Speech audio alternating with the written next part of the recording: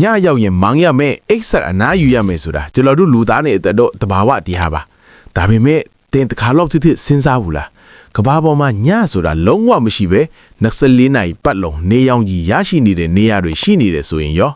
ဒါဟာပုံမြင်မဟုတ်ပါဘူးတကယ်လက်တွေ့ကဘာမှာနေလုံးဝမဝင်တဲ့အံ့ဩစရာကောင်းတဲ့နိုင်ငံတွေရှိနေပါတယ်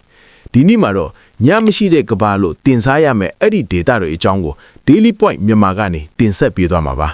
Daily Point မြန်မာကနေကြိုဆိုပါတယ်ကျွန်တော်တို့နဲ့အတူကဘာကြီးရဲ့စိတ်ဝင်စားစရာအကောင်းဆုံးနဲ့အစမ်းကျဲဆုံးလျှို့ဝှက်ချက်တွေကိုအတူတူလေ့လာကြည့်ကြရအောင်ပါဒီထူးဆန်းတဲ့သစ်စင်ကိုသိပ္ပံဘာသာစကားနဲ့ Midnight Sun ဒါမှမဟုတ်တန်းကောင်ရနေမင်းလို့ခေါ်ပါတယ်ကဘာညောက်ဖက်စွန်းဒေတာတွေမှာနွေရာသီကာလရောက်တိုင်းကဘာကြီးရဲ့တင်းဆောင်းမှုကြောင့်နေဟာမိုးကုတ်ဆက်ဝိုင်းအုပ်ကိုငုတ်ရှိုးမသွားပဲတနေ့ကုန်တနေ့ခင်းလုံးထွန်းလင်းနေတတ်တာပါဒီလိုထူးခြားတဲ့အတွေ့အကြုံကိုခန်းစားနိုင်တဲ့ကဘာကျော်နိုင်ငံတွေကတော့ Norway ပါသူ့ကို Land of the Midnight Sun လို့တော့တင်စားကြပါတယ်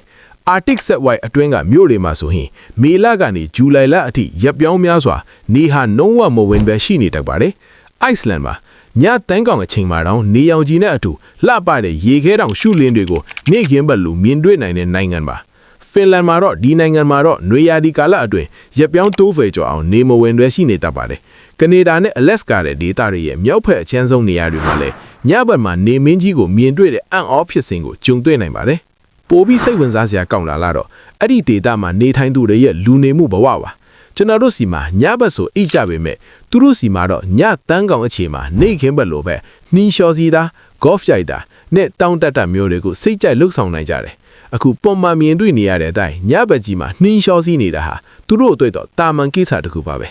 တဘာဝတရားရဲ့ဖန်တီးမှုတွေကတကယ်ကိုအံ့ဩဖို့ကောင်းလာပါတယ်တကယ်လို့တင်တာအဲ့ဒီနိုင်ငံတွေကိုရောက်သွားခဲ့ရင်ညတန်းကောင်ကြီးနေတာကိုကြည့်ပြီးအိပ်ပျော်နိုင်ပါမလားဒါမှမဟုတ်အဖင်းထွက်ပြီးကစားနေမလားမှတ်ချက်မှာပြောခဲ့ပါအောင်